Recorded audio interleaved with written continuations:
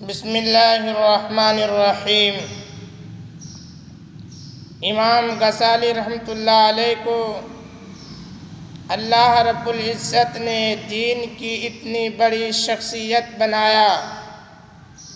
ان کی زندگی کو آپ دیکھیے، ان کے پیچھے ان کی ماں کا کردار نظر آئے گا۔ محمد غزالی اور احمد غزالی دو بھائی تھے۔ یہ اپنے لڑکپن کے زمانے میں یتیم ہو گئے تھے۔ ان دونوں کی تربیت ان کی والدہ نے کی۔ ان کے بارے میں ایک عجیب بات لکھی ہے کہ ماں ان کی اتنی اچھی تربیت کرنے والی تھی کہ وہ ان کو نیکی پر لائی، حتیٰ کہ عالم بن گئے، مگر دونوں بھائیوں کی طبیعتوں میں فرق تھا۔ امام غزالی اپنے وقت کے بڑے واعظ اور خطیب تھے اور مسجد میں نماز پڑھاتے تھے۔ ان کے بھائی عالم بھی تھے اور نیک بھی تھے، لیکن وہ مسجد میں نماز پڑھنے کے بجائے اپنی نماز الگ پڑھ لیا کرتے تھے۔ تو ایک مرتبہ امام غزالی رحمۃ اللہ علیہ نے اپنی والدہ سے کہا کہ امی، لوگ مجھ پر اعتراض کرتے ہیں کہ تو اتنا بڑا خطیب اور واعظ بھی ہے اور مسجد کا امام ہے، مگر تیرا بھائی تیرے پیچھے نماز نہیں پڑھتا۔ امی، آپ بھائی سے کہیے کہ وہ میرے پیچھے نماز پڑھا کرے۔ ماں نے بلا کر نصیحت کی۔ چنانچہ اگلی نماز کا وقت آیا۔ امام غزالی رحمۃ اللہ علیہ نماز پڑھانے لگے اور ان کے بھائی نے پیچھے نیت باندھ لی۔ لیکن عجیب بات ہے کہ جب ایک رکعت پڑھنے کے بعد دوسری رکعت شروع ہوئی تو ان کے بھائی نے نماز توڑ دی اور جماعت سے باہر نکل آئے۔ اب جب امام غزالی رحمۃ اللہ علیہ نے نماز مکمل کی، ان کو بڑی سبکی محسوس ہوئی، وہ بہت زیادہ پریشان ہوئے، لہذا مغموم دل کے ساتھ گھر واپس لوٹے۔ ماں نے پوچھا، بیٹا بڑے پریشان نظر آتے ہو؟ کہنے لگے، امی جان، بھائی نہ جاتا تو زیادہ بہتر رہتا، یہ گیا اور ایک رکعت پڑھنے کے بعد دوسری رکعت میں واپس آ گیا، اور اس نے آ کر الگ نماز پڑھی۔ تو ماں نے اس کو بلایا اور کہا، بیٹا تم نے ایسا کیوں کیا؟ چھوٹا بھائی کہنے لگا، امی میں ان کے پیچھے نماز پڑھنے لگا، پہلی رکعت تو انہوں نے ٹھیک پڑھائی، مگر دوسری رکعت میں اللہ کی طرف دھیان کے بجائے ان کا دھیان کسی اور طرف تھا،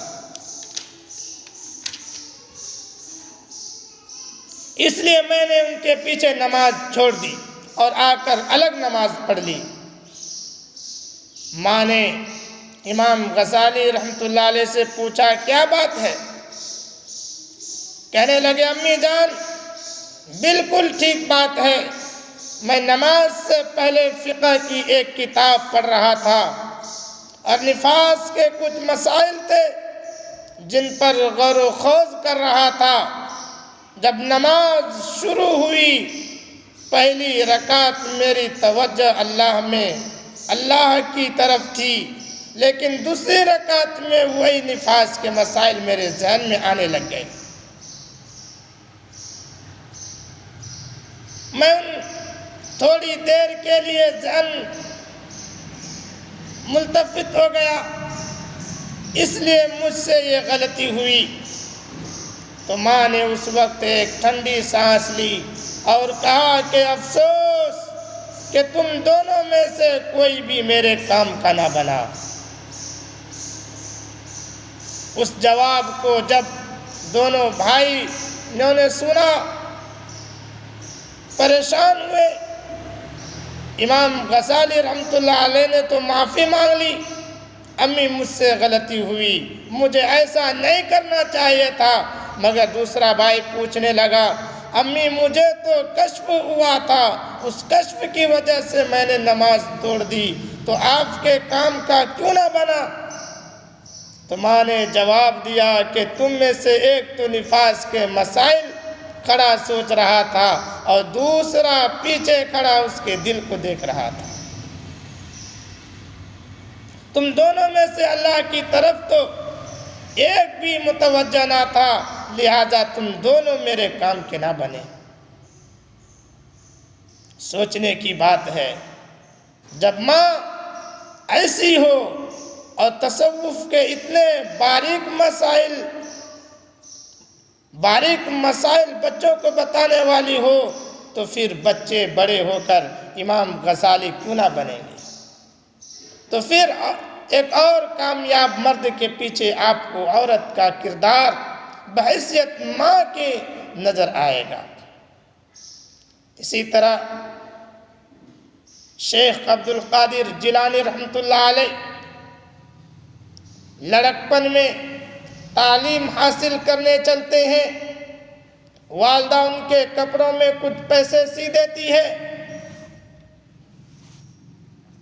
اور نصیحت کر دیتی ہے کہ بیٹے ہمیشہ سچ بولنا۔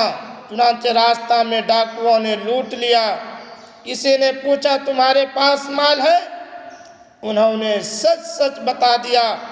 اس نے سردار کو بتایا تو سردار نے پاس بلا کر کہا، تو نے جھوٹ کیوں نہیں بولا؟ نہ تجھے جان کی فکر نہ مال کی فکر۔ کہنے لگے، میری امی نے کہا تھا بیٹا سچ بولنا، میں نے ان سے وعدہ کر لیا تھا، مجھے جان کی پرواہ نہ تھی، مجھے اپنے قول کا پاس رکھنا تھا۔ ڈاکوؤں کے دل میں یہ بات گھر کر گئی کہ جب ایک بچہ ماں سے کیے ہوئے عہد کا اتنا پاس رکھتا ہے تو ہم نے بھی تو کلمہ پڑھ کے اپنے رب سے عہد کیا ہے کہ ہم اس کا پاس کیوں نہ کریں۔ چنانچہ وہ اللہ سے توبہ کرتے ہیں اور اس کے بعد ان کی زندگی میں نیکوکاری آ جاتی ہے۔ یہ بچہ آگے چل کر شیخ عبد القادر جیلانی بنا، تو سوچئے ایک اور کامیاب مرد کے پیچھے آپ کو عورت کا کردار ماں کی شکل میں نظر آئے گا۔